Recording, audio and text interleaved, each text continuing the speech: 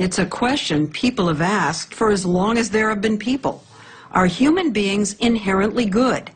Are we born with a sense of morality? Or do we arrive blank slates, waiting for the world to teach us right from wrong? Or could it be worse? Do we start out nasty, selfish devils who need our parents, teachers, and religions to whip us into shape? The only way to know for sure, of course, is to ask a baby. But until recently, it's been hard to persuade them to open up and share their secrets. Enter the baby lab. This is the creature at the center of the greatest philosophical, moral, and religious debates about the nature of man, the human baby. They don't do much, can't talk, can't write, can't expound at length about their moral philosophies. But does that mean they don't have one? The philosopher Rousseau considered babies perfect idiots knowing nothing. And Yale psychologist Karen Wynn, director of the Infant Cognition Center here, the Baby Lab, says for most of its history, her field agreed. Didn't we just think that these creatures at 3 months and even 6 months were basically just little blobs? Oh, sure. I mean, if you look at them, they kind of look like little, cute little blobs, but they can't do all the things that an older child can. They can't even do the things that a dog or a pigeon or a rat can. No pulling levers for treats or running mazes for these study subjects, but they can watch puppet shows. Up goes the curtain. And Wynn is part of a new wave of researchers who have discovered seemingly simple ways to probe what's really going on in those adorable little heads. Up goes the curtain. We watched as Wynn and her team asked a question that 20 years ago might have gotten her laughed out of her field. Does Wesley here, at the ripe old age of 5 months, know the difference between right and wrong? Wesley watches as the puppet in the center struggles to open up a box with a toy inside. The puppy in the yellow shirt comes over and lends a hand. Then the scene repeats itself, but this time the puppy in the blue shirt comes and slams the box shut. Nice behavior? Mean behavior. At least to our eyes. But is that how a 5-month-old sees it? And does he have a preference? Leslie, do you remember these guys from the show? To find out, a researcher who doesn't know which puppet was nice and which was mean offers Wesley a choice. Who do you like? He can't answer, but he can reach. That one. Wesley chose the good guy, and he wasn't alone. That one. More than 3/4 of the babies tested reached for the nice puppet. That one. Wynn tried it out on even younger babies, 3-month-olds, who can't control their arms enough to reach. But they can vote with their eyes, since research has shown that even very young babies look longer at things they like. Which one do you like? Daisy here looked at the mean puppet for 5 seconds, then switched to the nice one for 33.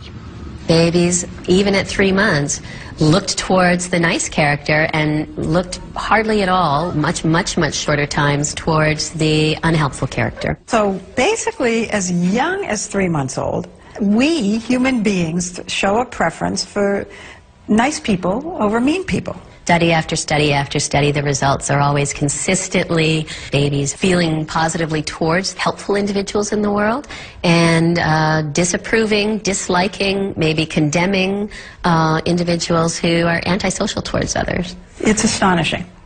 Wynn and her team first published their findings about baby morality in the journal Nature in 2007, and they've continued to publish follow-up studies in other peer-reviewed journals ever since. For instance, on this experiment, they showed babies like James here a puppet behaving badly. Instead of rolling the ball back to the puppet in the middle, this green-shirted bunny keeps the other puppet's ball and runs away. Then James is shown a second show. This time, the bunny, who we just saw steal the ball, tries to open up the box to get the toy. Will James still prefer the puppet who helps out, or will he now prefer the one who slams the box shut? Who do you like?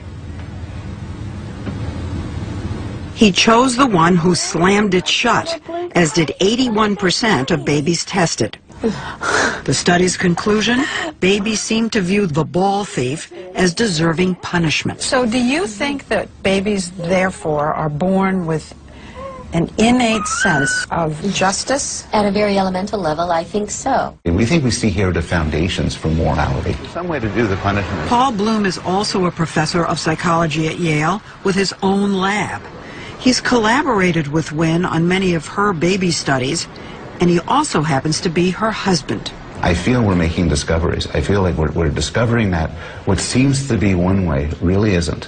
What seems to be an ignorant and unknowing baby is actually a creature with this alarming sophistication, subtle knowledge. And he says discovering this in babies who can't walk, talk, or even crawl yet suggests it has to come built in. So remember B.F. Skinner, who said that we had to teach our children everything through conditioning. So does this just wipe him off the map? What we're finding in the baby lab is that there's more to it than that there's a universal moral core that all humans share. The seeds of our understanding of justice, our understanding of right and wrong, are part of our biological nature.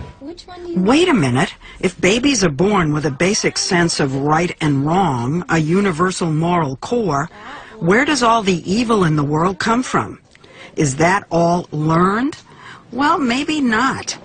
Take a look at this new series of discoveries in the Yale Baby Lab. Would you like a snack? In offering babies the seemingly small, innocuous choice, graham crackers or Cheerios, Wynne is probing something big, the origins of bias, the tendency to prefer others who are similar to ourselves. Adults will like others who share even really absolutely trivial similarities with them. So will Nate, who chose Cheerios over graham crackers, prefer this orange cat, who also likes Cheerios, over this gray cat who likes graham crackers instead? Which one do you like? Apparently so. Remember these guys? But if babies have positive feelings for the similar puppet, do they actually have negative feelings for the one who's different? To find out, Wynne showed babies the gray cat, the one who liked the opposite food, struggling to open up the box to get a toy. Will Gregory want to see the graham cracker eater treated well? Or does he want him treated badly? Which one do you like? That one, okay. Gregory seemed to want the different puppet treated badly. That is amazing. So he went with his bias in a way. And so did Nate. That one? And 87% of the other babies tested. From this, Wynne concludes that infants prefer those who harm others who are unlike them. What could be more arbitrary than whether you like graham crackers or Cheerios? Nothing. Nothing. But it matters. It matters to the young baby. We're predisposed to break the world up into different human groups based on the most subtle and seemingly irrelevant cues. And that, to some extent, is the dark side of morality. We want the other to be punished. In our studies, babies seem as if they do want the other to be punished. We used to think that we're taught to hate. I think there was a song like that. This is suggesting that we're not taught to hate. We're born to hate. I think that we are built at the, to at the drop of a hat, create us and them. And that's why we're not that moral. We have an initial moral sense that is in some ways very impressive, and in some ways really depressing. That we see some of the worst biases in adults reflected in the minds and in the behaviors of young babies. But Bloom says understanding our earliest instincts can help. If you want to eradicate racism, for instance, you really are going to want to know to what extent are babies little bigots? To what extent is racism a natural part of humanity? Sounds to me like the experiments show they are little bigots. I think to some extent a bias to favor the self, where the self could be people who look like me, people who act like me, people with the same taste as me, is a very strong human bias. It is what one would expect from a creature like us who evolved through natural selection, but It has terrible consequences. He says it makes sense that evolution would predispose us to be wary of the other for survival. And so we need society and parental nurturing to intervene. He showed us one last series of experiments being done in his lab, not with babies, but with older children of different ages. Blue. The kids get to decide how many tokens they'll get versus how many will go to another child they're told will come in later. I love coins. They're told the tokens can be traded in for prizes. So you can say green, and if you say green, then you get this one, and the other girl doesn't get any. Or you can say blue, and if you say blue, then you get these two, and the other girl gets these two. So, green. Green. The youngest kids in the study will routinely choose to get fewer prizes for themselves Green. just to get more than the other kid. I'll pick green. In some cases, a lot more. The youngest children in studies are obsessed with social comparison. So you get 7, she doesn't get any. Yay! They don't care about fairness. What they want is they want relatively more. But a funny thing happens as kids get older. Green. Around 8, they start choosing the equal fair option more and more. Green.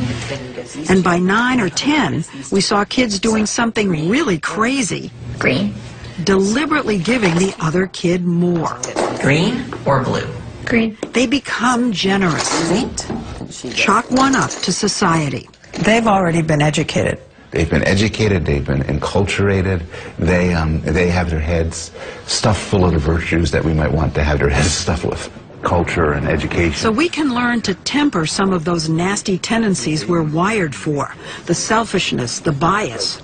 But he says the instinct is still there. When we have these findings with the kids who choose this and not this, Who do you like? the kids in the baby studies who favor the one who's similar to them, the same taste and everything, none of this goes away. I think as adults, we could always see these and kind of nod. Yeah. Not It's still in us. We're still in fighting us. it. And the truth is, when we're under pressure, when life is difficult, we regress to our younger selves, and all of this elaborate stuff we have on top disappears. But of course, adversity can bring out the best in us too. Heroism, selfless sacrifice for strangers, all of which may have its roots right here. Great kindness, great altruism, a magnificent sense of impartial justice have their seeds in the baby's mind. Both aspects of us, the good and the bad, are a product, I think, of biological evolution. So it seems we're left where we all began, with a mix of altruism, selfishness, justice, bigotry, kindness. A lot more than any of us expected to discover in a blob. Well, I end my conversation with you with far more respect for babies. Who knew?